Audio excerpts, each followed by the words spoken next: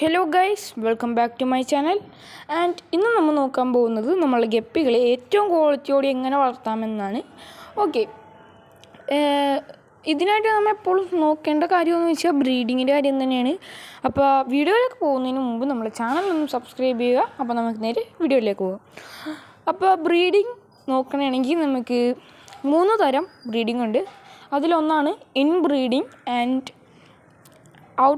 Back crossing, പിന്നെ line breeding. ഫസ്റ്റിന് നമുക്ക് ഇൻബ്രീഡിങ്ങിൻ്റെ കാര്യം നോക്കാം. ഇൻബ്രീഡിങ് എന്ന് പറയുന്നത് നമ്മൾ സാധാ എല്ലാ ലോക്കൽ ഫാമിലും ചെയ്തു വരുന്ന ബൾക്ക് ചെയ്യുന്നൊരു രീതിയാണ് ഇൻബ്രീഡിങ് എന്ന് പറയുന്നത്. വെരി സിമ്പിൾ ആൻഡ് ക്വാളിറ്റിക്ക് ഏറ്റവും മോശം വരുന്നൊരു ബ്രീഡിംഗ് ആണ്. അങ്ങനെ ചെയ്യുന്നതിൽ നമ്മൾ എത്ര ക്വാളിറ്റിയുള്ള പാരൻറ്റിനെ മേടിച്ചെന്ന് പറഞ്ഞാലും ഈ ഒരു ഇൻബ്രീഡിങ് ചെയ്ത് കഴിയുമ്പോൾ നമ്മളെ പാരൻറ്റിൻ്റെ ക്വാളിറ്റി പോലും ആ ഒരു ബേബി ഗപ്പീസ് കാണിക്കുന്നുണ്ടാവില്ല.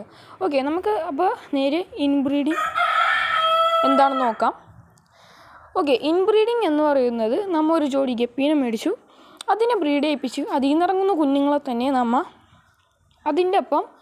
അതിൽ നിന്നിറങ്ങുന്ന കുഞ്ഞുങ്ങളെ മെയിൽ ഫീമെയിൽ ആ കുഞ്ഞുങ്ങളെ തന്നെ ബ്രീഡ് ചെയ്യിപ്പിച്ചു. പിന്നെ അത് നെക്സ്റ്റ് ജനറേഷൻ ഉണ്ടാക്കി, അതിൽ നിന്ന് നെക്സ്റ്റ് ജനറേഷൻ ഇങ്ങനെ വരുന്നതോടെ നമുക്ക് നമ്മളുടെ ഗപ്പികളുടെ ക്വാളിറ്റി മോശമാണ്. അപ്പോൾ ഇങ്ങനെ ചെയ്തു പോയവർ ഇനി ഒന്ന് ശ്രദ്ധിക്കുക, ഇനി അങ്ങനെ ചെയ്യാണ്ടിരിക്കുക.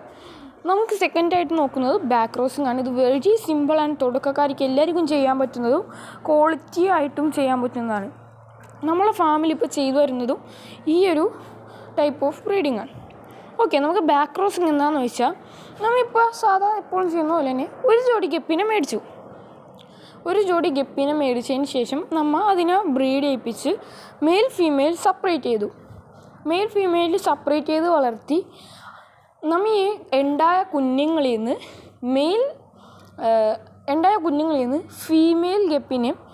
ഫീമെയിൽ ഗപ്പീനെ നമ്മളെ പാരൻറ്റ് സ്റ്റോക്ക് മീൻസ് നമ്മൾ ബ്രീഡ് ചെയ്യിപ്പിച്ച പാരൻറ്റിൻ്റെ മെയിലിനെയും ഈ കുഞ്ഞുങ്ങളെയും കൊണ്ട് ബ്രീഡ് ചെയ്യിപ്പിക്കുക. ഇറങ്ങുന്നത് നല്ല ബെസ്റ്റ് ക്വാളിറ്റി ഗപ്പീസ് ആയിരിക്കും. നമ്മളെ ഫാമിൽ ചെയ്തു എന്നതാണ് അത്യാവശ്യം നല്ല രീതിക്ക് റിസൾട്ടും കിട്ടുന്നൊരു ടൈപ്പ് ഓഫ് ബ്രീഡിംഗ് ആണ്. നമുക്കിനി അടുത്തത് ഇതുപോലെ നമുക്ക് സിമ്പിളായിട്ട് ചെയ്തു പോവാം. അപ്പോൾ ബാക്കി പിന്നെ നമ്മൾ ഈ ഒരു കുഞ്ഞുങ്ങളിൽ നിന്ന് ഇറങ്ങിയ അടുത്ത കുഞ്ഞുങ്ങൾ മീൻസ് നമ്മൾ ആദ്യം പാരൻറ്റ് സ്റ്റോക്കിൽ നിന്ന് ഇറങ്ങിയ കുഞ്ഞുങ്ങൾ അതിനെ പാരൻറ്റിനായിട്ട് ബ്രീഡ് ചെയ്യിപ്പിച്ച് അതിൽ നിന്ന് ഇറങ്ങുന്ന കുഞ്ഞുങ്ങളെ നമ്മൾ ഫസ്റ്റ് ബാച്ചിൻ്റെ മെയിലിനായിട്ട് ബ്രീഡ് ചെയ്യിപ്പിക്കുക. ഇങ്ങനെ പുറകെ വന്ന കുഞ്ഞുങ്ങളെ മുമ്പിലുള്ള മെയിലിനായിട്ട് ബ്രീഡ് ചെയ്യിപ്പിക്കുക. ഇതാണ് സിമ്പിൾ. അടുത്തതായിട്ട് നമ്മൾ ഇനി നോക്കാൻ പോകുന്നത് ലൈൻ ബ്രീഡിംഗ് ആണ്. കുറച്ച് ടൈം എടുക്കുന്നതും പിന്നെ കുറേ ടാങ്കുകളും അന്നേ ഇറങ്ങുന്നത് നല്ല പക്ക ക്വാളിറ്റിയും വലിയ ബ്രീഡർമാർ ചെയ്യുന്നൊരു രീതിയാണ് ലൈൻ ബ്രീഡിങ്. ലൈൻ ബ്രീഡിങ് എന്ന് ഉദ്ദേശിക്കുന്നത് നമ്മൾ ഒരു ജോഡി ഗപ്പിയല്ല മേടിക്കേണ്ടത്, ഒരു മെയിലിന് 2 ഫീമെയിൽ എന്ന റേഷ്യോക്ക് മേടിക്കുക.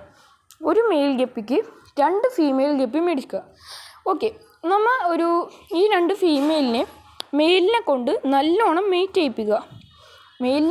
നല്ല രീതിക്ക് മെയ്റ്റ് ചെയ്യിപ്പിച്ചതിന് ശേഷം ഈ ഒരു 2 ഫീമെയിലിനെ 2 ടാങ്കിലാക്കി വളർത്തുക.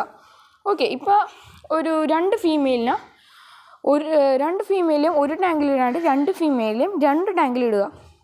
നമുക്കൊരു female number 1 and female number 2 ഇതിൽ നിന്ന് ഇറങ്ങുന്ന കുഞ്ഞുങ്ങളെ മെയിൽ ഫീമെയിൽ സെപ്പറേറ്റ് ചെയ്ത് ഇറക്കുക.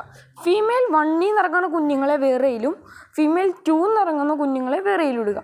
ഇനി ഈ കുഞ്ഞുങ്ങളിൽ നിന്ന് ഇറങ്ങുന്ന കുഞ്ഞുങ്ങളെ നമ്മൾ വീണ്ടും മെയിൽ ഫീമെയിൽ സെപ്പറേറ്റ് ചെയ്ത് വളർത്തി അതിൽ നിന്ന് ബ്രീഡാക്കി വീണ്ടും ഇറക്കുക. അങ്ങനെ 3 ബാച്ച് ഇറക്കിയതിന് ശേഷം ഇനിയാണ് നമ്മൾ മെയിനായിട്ട് ശ്രദ്ധിക്കേണ്ടത്. ഈ ഒരു 3 ബാച്ചിൽ നിന്ന് ഫീമെയിൽ 1ൽ നിന്ന് ഏറ്റവും നല്ല മെയിലിനെയും ഫീമെയിൽ 2ൽ നിന്ന് ഏറ്റവും നല്ല ഫീമെയിൽ ഇടുക. അല്ലെങ്കിൽ വേണ്ട, നമുക്ക് ഫീമെയിൽ 2ൽ ഏറ്റവും നല്ല ആണിനെയും ഫീമെയിൽ 1ൽ നിന്ന് ഏറ്റവും നല്ല പെണ്ണും, ഇങ്ങനെ നമുക്ക് ഏതിലാണോ നല്ലതായിട്ടുള്ളത് അതെടുക്കുക. എന്നിട്ട് ഇത് തമ്മിൽ ബ്രീഡ് ചെയ്യിപ്പിക്കുക.